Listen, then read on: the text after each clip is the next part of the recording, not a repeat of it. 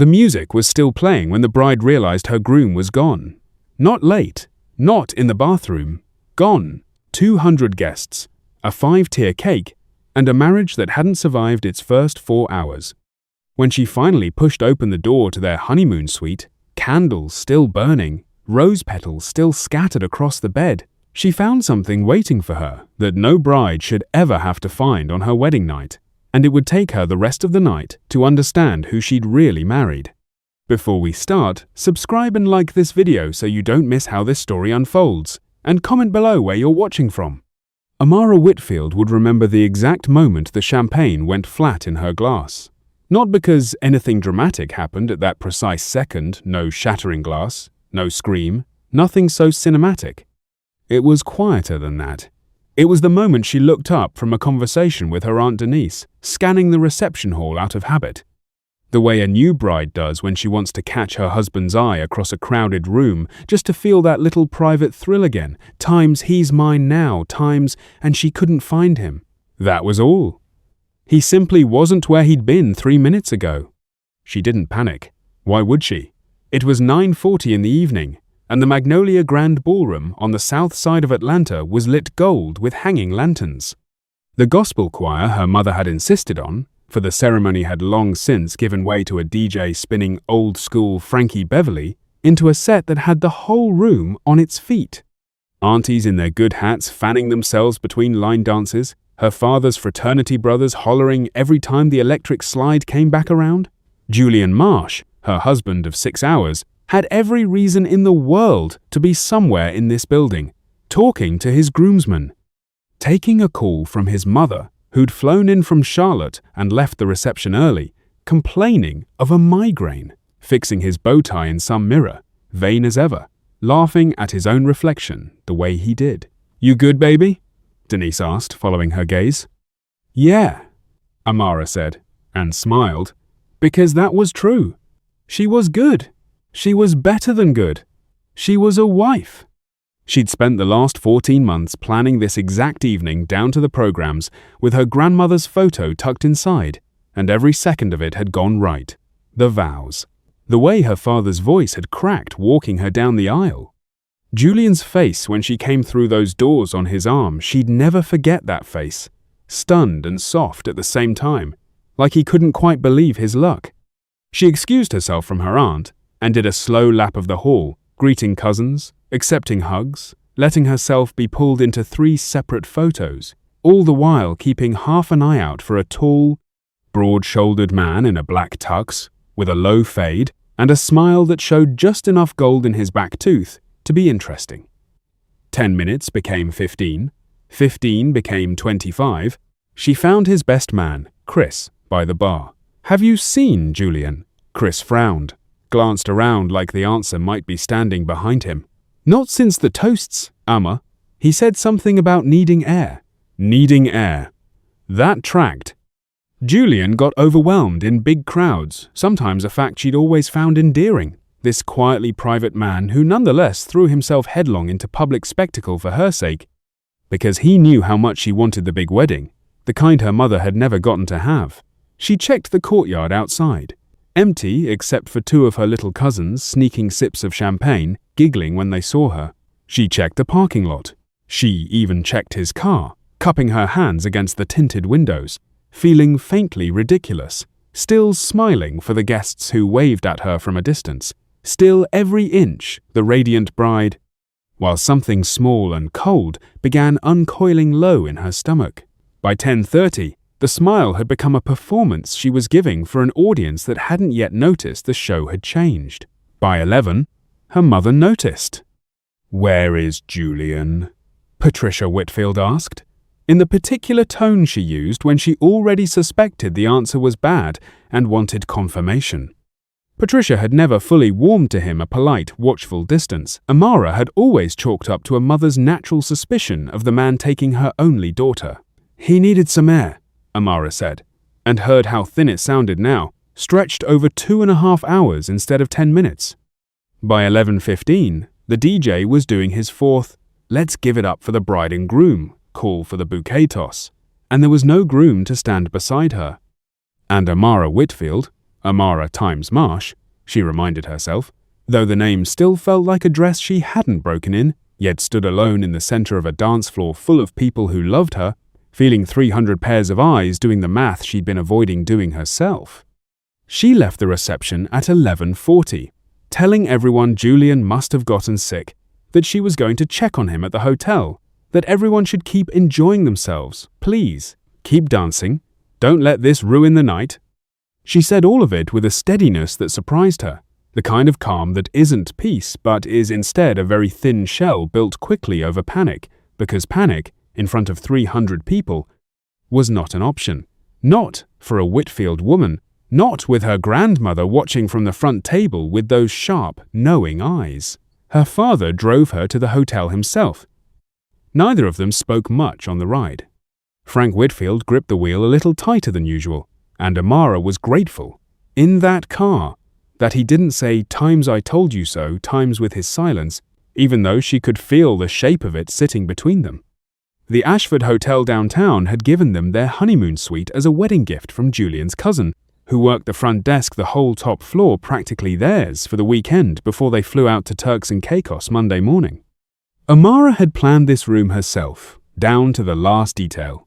The rose petals she'd asked housekeeping to scatter across the bed, the candles lined along the dresser, the champagne chilling on ice, the sweetheart note she'd tucked under his pillow that morning before the ceremony, the kind of thing she'd seen in 100 wedding videos and always wanted for herself. Her father offered to come up with her.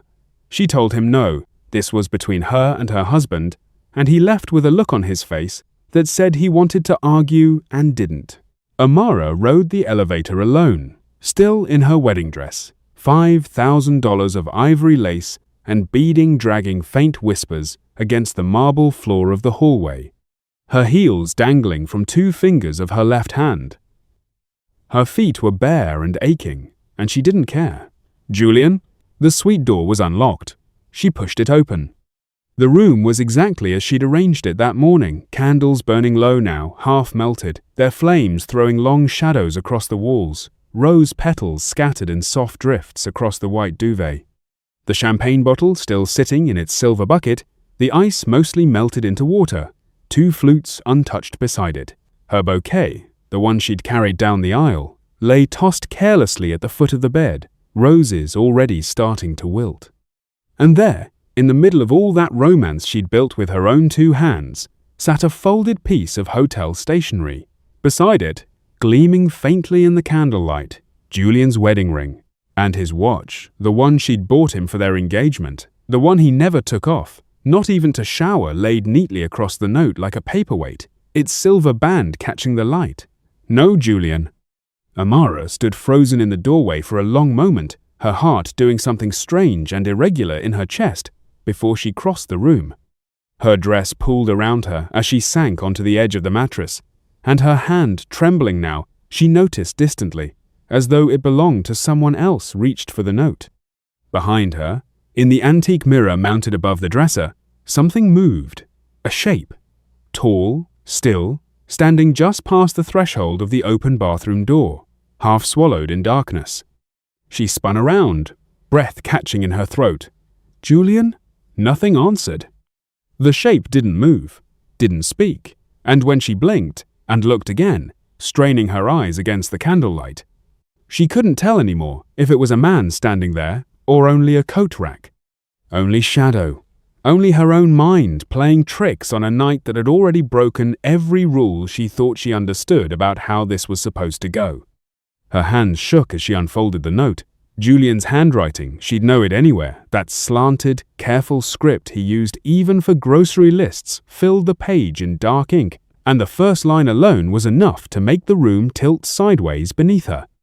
Amara, if you're reading this, it means I ran out of time. There's so much I should have told you before today, and I'm sorry for every second I let you believe this could be simple.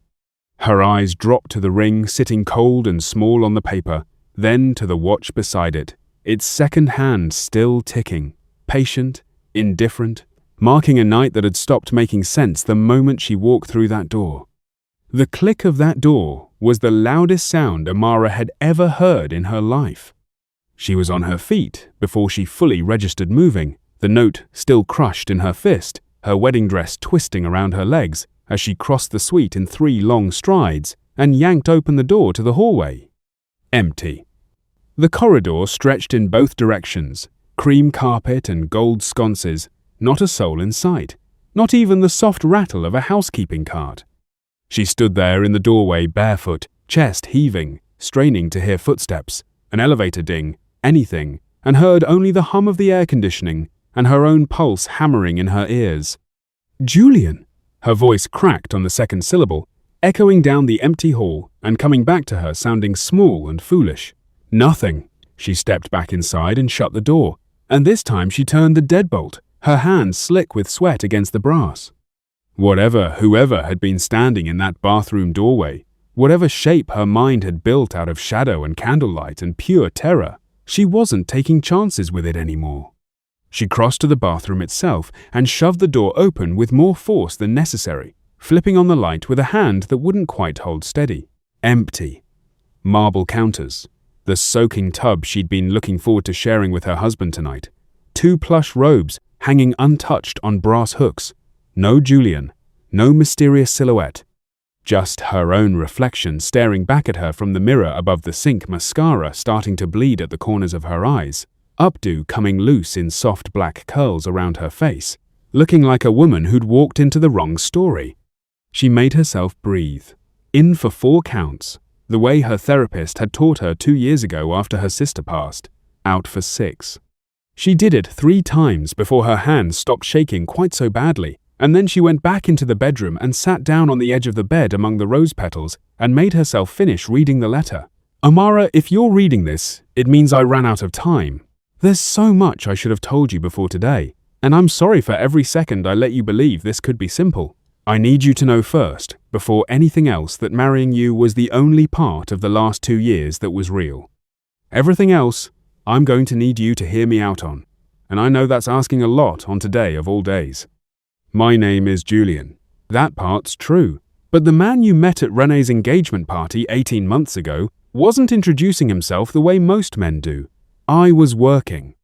I'd been working for almost 3 years by then, on something that started long before I ever laid eyes on you, and it should have ended a long time before it ever touched your life. I let it touch your life anyway, because I fell for you faster and harder than I had any right to, and I told myself I could finish what I started and keep you separate from it. I was wrong. I've been wrong for months, and tonight it caught up with both of us. There's a man named Desmond Okafor. You don't know that name, and I need you to remember it, because it's the only thing standing between what's happening right now and you being safe. He believes I have something that belongs to him. I don't, not anymore, but he doesn't know that yet, and until he does, he's going to assume the fastest way to find it is through you. I never wanted this for you. I want you to know that whatever happens next, everything I felt standing at that altar today was true. That was never the lie. Do not call the police yet. Please. I know how that sounds. I know what I'm asking. But there are people in that department who answer to Desmond before they answer to anyone wearing a badge. And if this goes through the wrong channels before I can get ahead of it, it puts you in more danger, not less. Go to my cousin Marcus. Not your family, mine. He's the only one who knows enough of this to help you and not get you killed doing it. He's staying at the Ashford too. Room 412. Tell him, I said. The both of us, this time. He'll know what that means.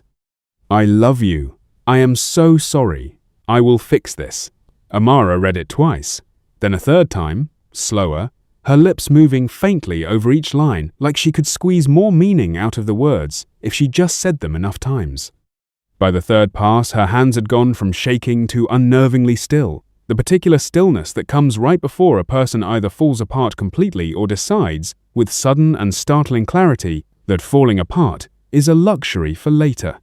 She thought about her father waiting downstairs in the lobby, probably pacing by now, probably 5 minutes from coming up here himself regardless of what she'd told him. She thought about 300 guests back at the Magnolia Grand, still dancing, still drinking, still blissfully unaware that the bride they'd cheered for 6 hours ago was sitting alone in a rose-petaled hotel suite holding a letter that read like something out of a spy movie, except it had her husband's handwriting on it and her husband's ring sitting cold in her palm. Desmond Okafor. She turned the name over in her mind, searching for any flicker of recognition, and finding none. In 18 months of dating and 8 months of engagement, Julian had talked about his work in the vaguest possible terms: risk consulting, corporate security, contracts he couldn't discuss because of NDAs, a schedule that took him out of town more often than she'd ever loved, but never questioned too hard. Because she trusted him, because that was what you did when you loved somebody, you trusted them with the parts of their life they weren't ready to hand you yet.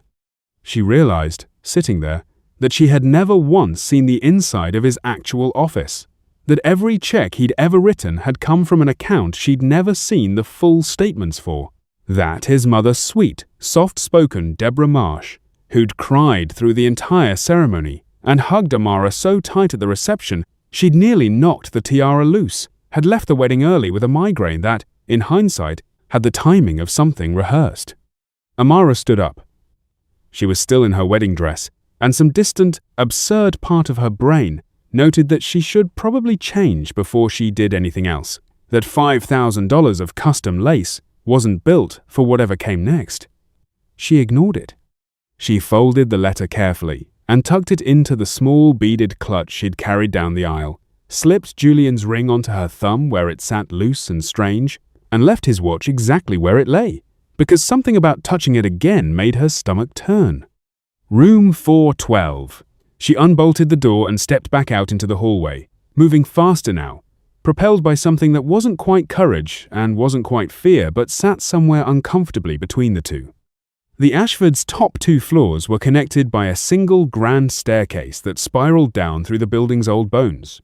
This hotel had been standing in downtown Atlanta since the 1920s, survived the whole sweep of the city's history, hosted civil rights meetings in its ballroom back when very few hotels in the South would let black guests through the front door at all, and Amara's grandmother had told her once, with quiet pride, that this was exactly why she'd wanted the reception here.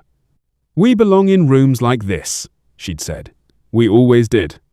Don't ever let anybody make you feel like a guest in your own history." Amara found room 412 at the end of a corridor lined with black and white photographs of the hotel's past. She knocked, 3 sharp raps, and then, remembering the note, added 2 more, softer, though she had no idea if that mattered or if she was just performing caution for an audience of nobody. The door opened almost immediately, like whoever was behind it had been standing there waiting. Marcus Marsh was younger than she'd expected, maybe 26, 27, with Julian's same sharp jaw and deep-set eyes but a leaner build. Dressed down in a plain white t-shirt and joggers that looked wrong against the backdrop of a 5-star hotel suite, he'd been at the wedding, she remembered now, seated near the back, one of maybe 40 Marsh-side guests scattered among her family's much larger crowd. She'd shaken his hand in the receiving line and thought nothing of it. His face went through several things at once when he saw her standing there in full wedding dress, mascara streaked, holding a beaded clutch like a woman clutching the one solid object left in a capsized boat. Surprise. Then something that looked almost like dread. Then, underneath both, a kind of grim resignation, like a man watching a thing he'd hoped wouldn't happen anyway. "Where's Julian?" he asked, before she could say a word. "That's what I came here to ask you," Amara said. Her voice came out steadier than she felt. "He left me a letter." "He said to tell you." She swallowed, the words feeling foreign and theatrical in her mouth, like a line from a movie she never auditioned for. "He said to tell you, the both of us, this time." Marcus's face changed completely. Whatever composure he'd been holding onto cracked straight down the middle, and for just a second, he looked less like a groomsman and more like a very young man who was very, very scared. "He said that," Marcus repeated. "Not quite a question." "Yes." He stepped back from the doorway, glancing once down the hallway in each direction the way she'd seen people do in movies right before something bad happened. And then he said, low and urgent, "You need to come inside. Right now. And Amara, I need you to give me your phone." She stared at him. "Why would I give you my—" "Because if Desmond's people are tracking anyone tonight, it's not going to be Julian. It's going to be you." His eyes were dead serious, none of the easy charm she remembered from the receiving line anywhere in them now. You're his wife. As of 6 hours ago, you're the single most valuable thing in this entire situation, and I don't think you understand yet just how much danger that puts you in. Behind her, far down the corridor, the elevator chimed softly, doors sliding open with a sound that, in the sudden silence of the hallway, felt like a gunshot. Amara didn't turn around right away. Every instinct told her to look to see who or what had just stepped off that elevator, but Marcus's hand closed around her wrist and pulled her into the room before her body could decide what to do on its own.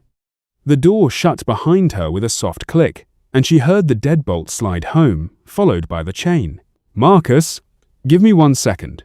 He was already at the window, angling himself behind the curtain, peering down at the hallway through the narrow gap where the drapes didn't quite meet.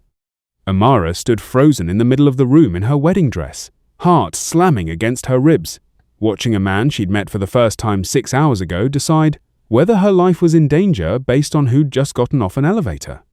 It's a couple, Marcus finally said, exhaling. Room service. Not them. He let the curtain fall and turned to face her fully, and for the first time she saw something in his expression that looked almost like relief. Okay, sit down. I'll explain what I can. She didn't sit. I want everything. Not what you can. Everything.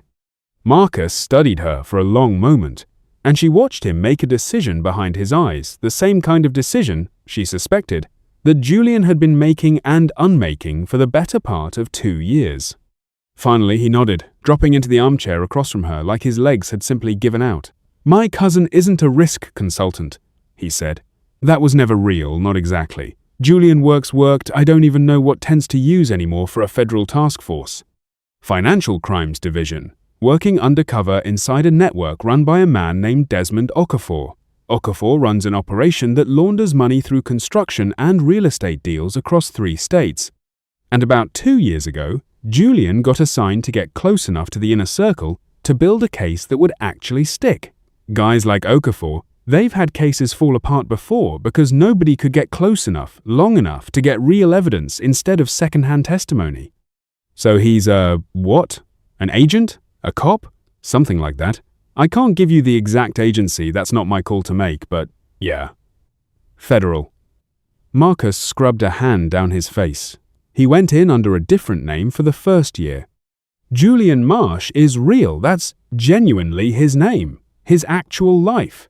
The reason he could bring you to real family functions and introduce you to me as his cousin without it being a total lie. But the risk consulting company, the office you never saw that whole story, was built specifically so he could move through Okafor's circles without questions. High-end consulting is exactly the kind of cover that gets you into rooms with men like that. Amara sat down slowly on the edge of the bed, her wedding dress pooling around her, the room tilting very gently, like the floor had decided to remember it was allowed to move. He proposed to me while he was undercover. He fell in love with you while he was undercover, Marcus said, and there was something almost gentle in the way he said it, like he'd rehearsed defending his cousin to her at some point over the last 1.5 years without ever expecting to actually have to do it. That part wasn't in the plan. He told me that himself, more than once. He was supposed to wrap the case up 8 months ago.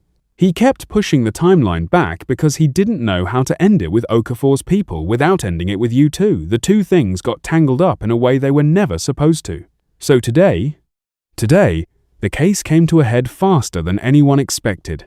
Okafor's accountant flipped 2 days ago, started cooperating with the Bureau, handed over records that gave them enough to move on Okafor immediately, instead of waiting for whatever piece of evidence Julian was still trying to get. Which should have been good news. Except it means Okafor's people know the case is collapsing, they know someone inside got them, and they're smart enough to have a short list of who that someone could be. Marcus leaned forward, elbows on his knees. Julian's been on that short list before, and he always managed to talk his way off it. But it's your wedding day, Amara. It's the one day in 2 years his cover story and his real life were standing in the same room in front of 300 witnesses. If any of Okafor's people were watching, and they were. We found out an hour ago that at least one of Okafor's known associates RSVP'd to the wedding under a fake name on your groom's side guest list. Then today is the day the two versions of Julian collided in public, in front of exactly the wrong audience. Amara's stomach turned over. She thought of the faces in that reception hall, all the Marsh-side guests she'd shaken hands with, smiled at, thanked for coming, never once wondering if one of them had been sent there to watch her husband instead of celebrate him. Where is he right now? I don't know, Marcus admitted, and the honesty in it was somehow worse than a lie would have been. He texted me 40 minutes ago from a number I didn't recognize. One line. Get us somewhere safe. I'll find you both. Then nothing. The room went quiet except for the hum of the air conditioning, and, somewhere below them, the muffled thump of a bass line from a bar on the ground floor, oblivious to everything happening 4 stories up. He asked me not to call the police, Amara said slowly. In the letter. He said some of them answered to Okafor before the badge. Marcus's jaw tightened. That's true, as far as we know. There's at least one officer on Okafor's payroll inside the department that handles that part of the city. Julian's flagged it in his reports for months. But proving it and acting on it are 2 different timelines. Calling 911 right now could put a target on both of you faster than it protects you. He paused. But there is one number you can call. Julian's handler, the agent who's been running his case from the start. She doesn't know I have this, but he gave it to me 8 months ago, back when he first started worrying today might come faster than we were ready for. Told me only to use it if something happened and he wasn't around to make the call himself. He reached for a burner phone sitting on the nightstand, one Amara hadn't noticed until now, and dialed a number from memory. It rang twice before a woman's voice answered, brisk and alert even at nearly 1 in the morning, like she'd been expecting a call exactly like this one for a long time. This is Marcus Marsh, he said. Julian's cousin.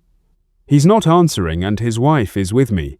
He said today might be the day. There was a pause on the other end, and then the voice said something Amara couldn't hear, and Marcus's whole body seemed to loosen slightly, some held tension finally allowed to leave his shoulders. Copy that, he said. We'll stay put. He hung up and looked at Amara with something that might have been the first genuine hope she'd seen on his face all night. That was Special Agent Renata Cole. She's been running Julian's case for 2 years. She says they picked up Okafor 40 minutes ago at a private airstrip outside the city, trying to leave the country. 2 of his known associates with him. She says. His voice caught, just slightly. She says Julian called it in himself 20 minutes before that. He's the one who tipped them off to the airstrip. Is he okay?